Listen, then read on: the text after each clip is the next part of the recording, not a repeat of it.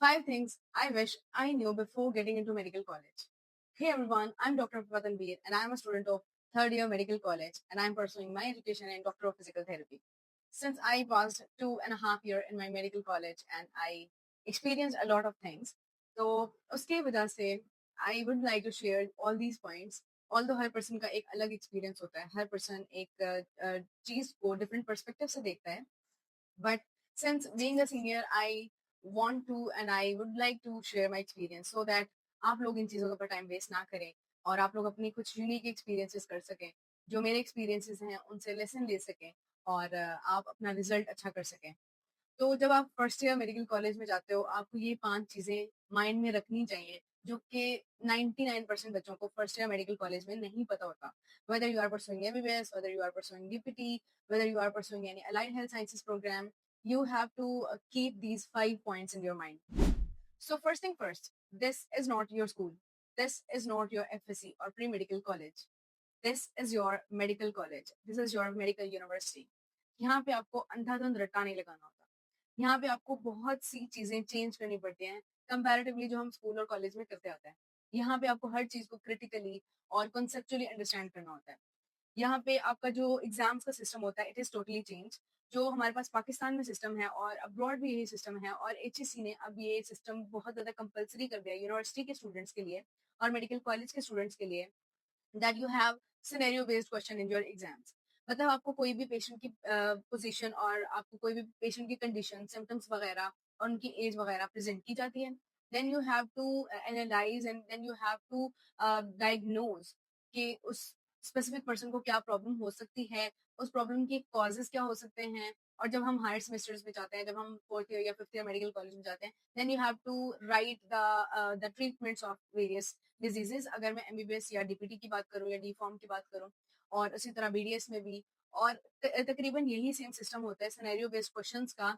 आपके पास जो different allied health sciences के प्रोग्राम है, फॉर एग्जांपल जो एमएलटी है, एमआईटी है, उसके अलावा जो नर्सिंग है उसके अंदर भी और इस तरह तमाम अलाइड हेल्थ साइंसेज और मेडिकल के जो प्रोफेशंस हैं उन सब में आपके पास जो स्टडी का सिस्टम है it is totally totally conceptual. FSc के अंदर क्या होता है कि हम बायोलॉजी को इतना ज्यादा रट्टा लगाते हैं बिकॉज हमारे पास एमकेट में या फिर जो जैसे नम्स है उसके अंदर आपके पास एफएससी की बुक की लाइंस आ जाती हैं. तो physiology is just similar to biology लेकिन यहाँ पे भी आपको रट्टा नहीं लगाना होता.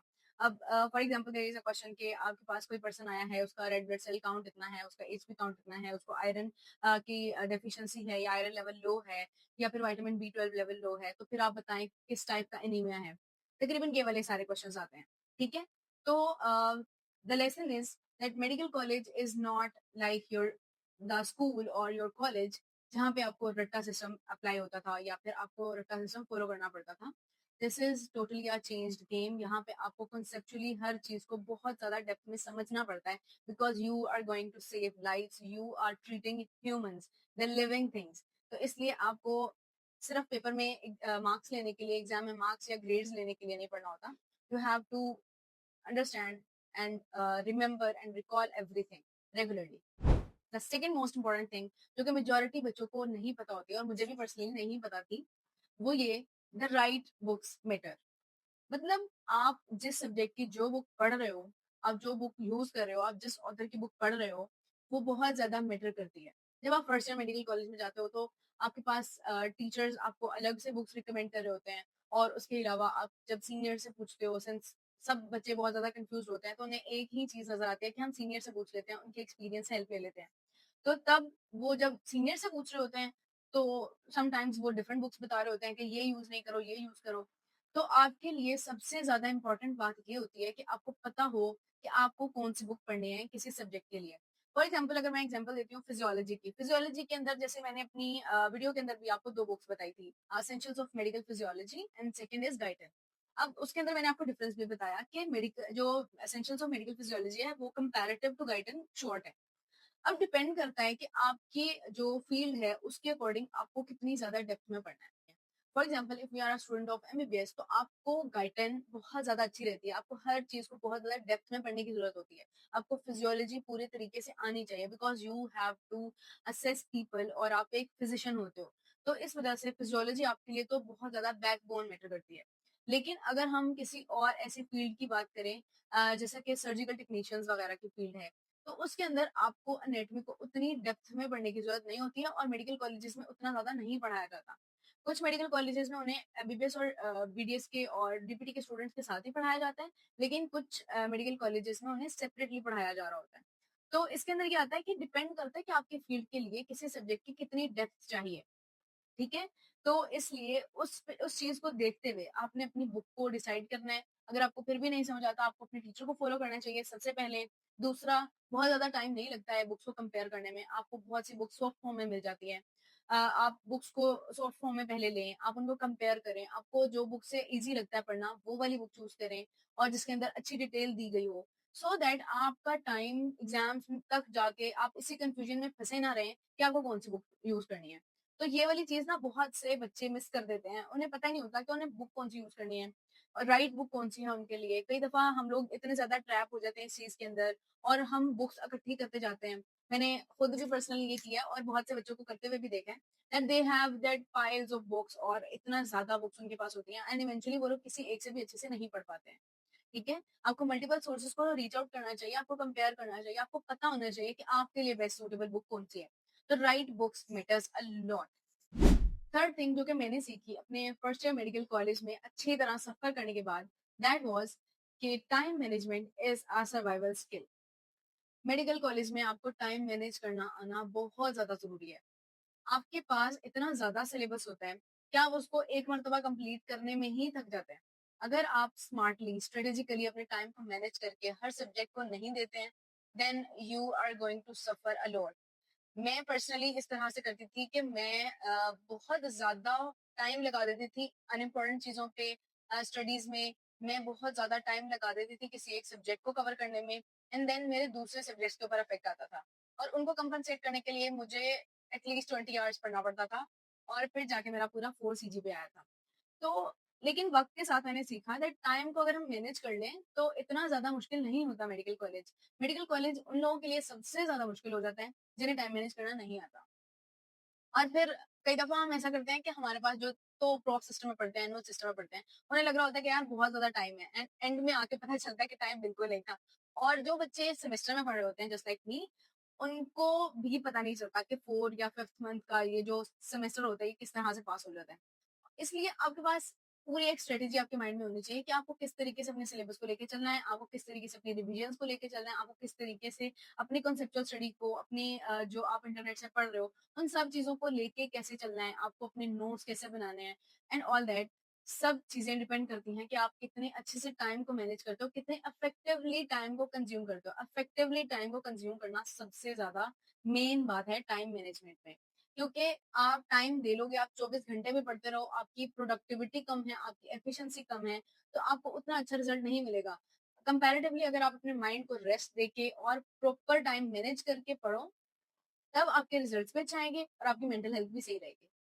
फोर्थ थिंग जो कि मुझे अपने फर्स्ट ईयर मेडिकल कॉलेज के गुजरने के बाद रियलाइज़ हुई, दैट वाज़ कि how much important the study groups are in medical college. Study groups are very very important medical college. यहाँ पे ना बहुत से बच्चे कहते हैं कि यार नहीं मैं अपना अकेला पढ़ लूंगा या फिर मुझे क्या जरूरत है इतने ज्यादा लोगों में बैठ के काम करने की, या फिर कुछ लोगों के दोस्त भी ऐसे होते हैं जिनका स्टडी में कोई इंटरेस्ट नहीं होता, तो आपको ऐसे दोस्त रखने भी नहीं चाहिए।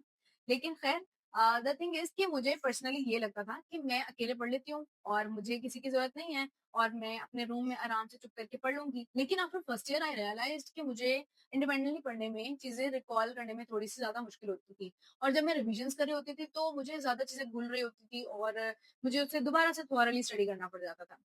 और फिर जब आया फर्स्ट ईयर का वाइवा, तो उसके अंदर हमने क्या किया कि सब क्लास फेलोज़ बैठे एक जगह एंड देन वी शेयर्ड और हमने मेन-मेन पॉइंट्स एक-दूसरे से पूछे, एक-दूसरे को सुनाए, एक-दूसरे से डिस्कस किए।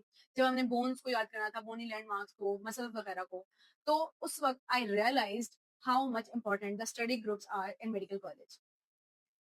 Study groups are very important. आपकी कंफ्यूजन दूर हो जाती हैं, आपको रिकॉल करने में आसानी होती है और अगर आपका पढ़ने का नहीं दिल चाह रहा हो, आप एक ग्रुप में बैठते हो तो आपका एक वो मोमेंटम बिल्ड हो जाता है पढ़ने का और इस तरीके से आप अच्छी प्रिपरेशन कर सकते हो।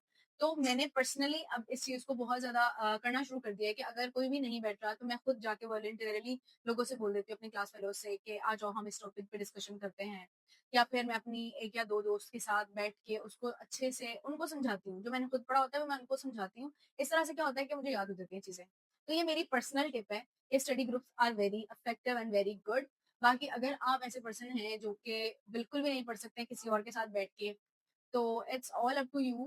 But this was the lesson which I got in my first year medical college. Now comes the fifth point. Last but not the least, this is how much important your mental health is in your medical college. Although आज हमारी Gen Z को बहुत ज़्यादा चीज़ें mental health issues के बारे में पता है, they know how to manage and they have a lot of awareness. But still, अगर हम medical colleges के students का ratio निकालें और उनसे अगर हम पूछें, they all suffer from any of the issue, either it is anxiety, either it is depression, either it is some burnout thing. तो मेडिकल कॉलेज में सिंस आपके पास पेयर प्रेशर इतना ज़्यादा होता है, आपको लॉन्ग आवर्स तक स्टडी करनी होती है, आपको ग्रेड्स की टेंशन होती है और मेडिकल लाइफ बहुत ज़्यादा हेक्टिक भी होती है, जिस वजह से it is a very common thing कि आपको एंग्जायटी, डिप्रेशन, बर्नआउट ये सब चीज़ें फेस करनी पड़ेंगी। और मैंने अपना फर्स्ट ईयर मेडिकल कॉलेज में ये सब चीज़ें बर्दाश्त की और मैंने रियलाइज़ किया टाइम गुज़रने के साथ दैट मेरी स्ट्रैटेजी में थोड़ा-सा कमी थी मेरी स्ट्रैटेजी में। मेरी स्ट्रैटेजी थोड़ी रॉन्ग वे में थी, मेरा टाइम मैनेजमेंट स्किल अच्छा नहीं था। उन सब चीज़ों की वजह से मेरी मेंटल हेल्थ पे बहुत ज़्यादा इफ़ेक्ट आया था। ऑल्दो आई गॉट अल्हम्दुलिल्लाह द 4 सीजीपीए बट उसके रिज़ल्ट में जो मुझे फेस करना पड़ा दैट वाज़ अ लॉट। अब मैंने उसको मैनेज करने के लिए जब ऑब्जर्व किया तो मैंने सबसे पहले देखा टाइम मैनेजमेंट बहुत ज़्यादा ज़रूरी है।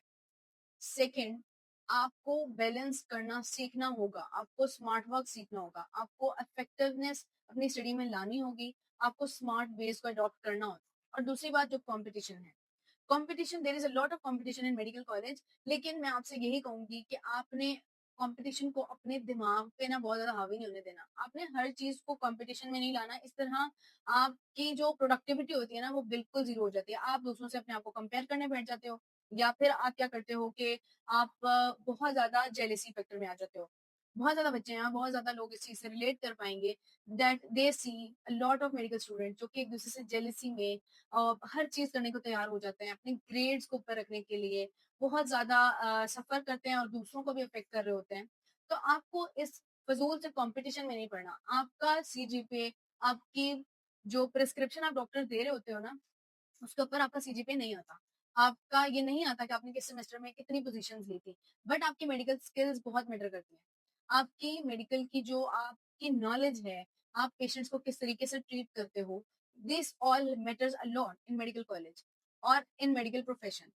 तो आपको ज़्यादा फ़ोकस अपनी स्किल पे करना चाहिए, ना कि आप इस कॉम्पिटिशन में पड़ जाएँ कि आपका सीजीपीए, आपका रिज़ल्ट, आपके मार्क्स कितने ज़्यादा कम हैं या कितने ज़्यादा हैं दूसरे स्टूडेंट्स के कंपैरिज़न में।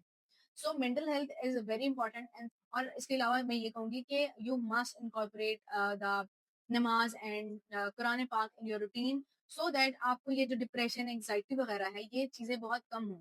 जब आप मेडिकल कॉलेज में जाते हो, आप अपनी रूटीन में इतने ज़्यादा बिज़ी हो जाते हो कि आप अपनी नमाज़ को स्किप करना शुरू हो जाते हो, आप अपने कुरान पाक के रेसिटेशन की रूटीन को ख़राब कर लेते हो। तो मेरा पर्सनली एक ये प्रो टिप रहा है कि मैंने इन चीज़ों के साथ बहुत ज़्यादा कनेक्ट होके कोशिश की कि मैं अपना एंग्ज़ायटी और डिप्रेशन सॉल्व करूँ। एंड व्हेन यू हैव तवक्कुल, you are not going to feel anxious और फिर आपका डिप्रेशन भी खत्म हो जाता है। तो ये मैं आप लोगों से ज़रूर कहूँगी एज़ अ सीनियर कि आपको हमेशा नमाज़ को, कुरान पाक को अपनी रूटीन के अंदर इनकॉर्पोरेट करना चाहिए if you want to set और if you want to heal your mental health. ठीक है? तो these are all the points जो कि मैंने अपने मेडिकल कॉलेज के फर्स्ट ईयर में सीखे थे और मैं चाहती थी कि मैं अपने जूनियर्स के साथ और अपने फेलोज़ के साथ शेयर करूँ सो दैट आप लोगों को समझ आए कि हाँ, कहाँ पे हम मिस्टेक कर रहे होते हैं। क्योंकि ज़रूरी नहीं है कि हम हर चीज़ अपनी ही मिस्टेक से सीखें, हम दूसरों के मिस्टेक, दूसरों के एक्सपीरियंसेस से सीख सकते हैं। सो दिस वाज़ ऑल और मैं यही कहूँगी कि आप इन चीज़ों को इनकॉर्पोरेट करें अगर आप मेडिकल कॉलेज के फर्स्ट ईयर, सेकंड ईयर या थर्ड ईयर में हैं और आपने इन चीज़ों पे अभी तक गौर नहीं किया था, तो you must incorporate these points और अगर आप मेडिकल कॉलेज में नहीं पहुँचे, तो मैं यही कहूँगी work as much as hard you can, focus करें अपनी स्टडी पे और बहुत ज़्यादा अच्छे से पढ़ें। Medical life is best life.